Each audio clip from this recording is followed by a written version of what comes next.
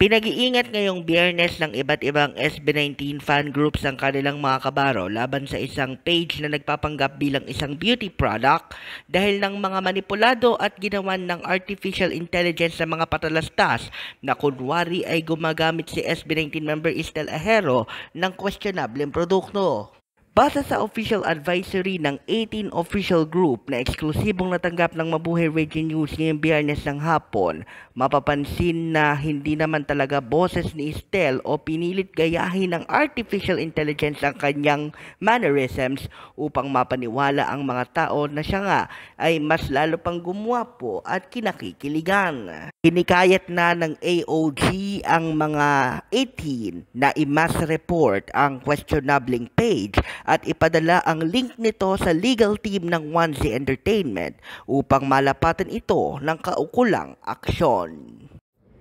Nilinaw na rin ng Tubong Las Piñas na SB19 member at nagsilbi ring coach sa The Voice Kids na gumagamit man siya ng ilang beauty products, wala pa namang selyadong formal na beauty product endorsements ng SB19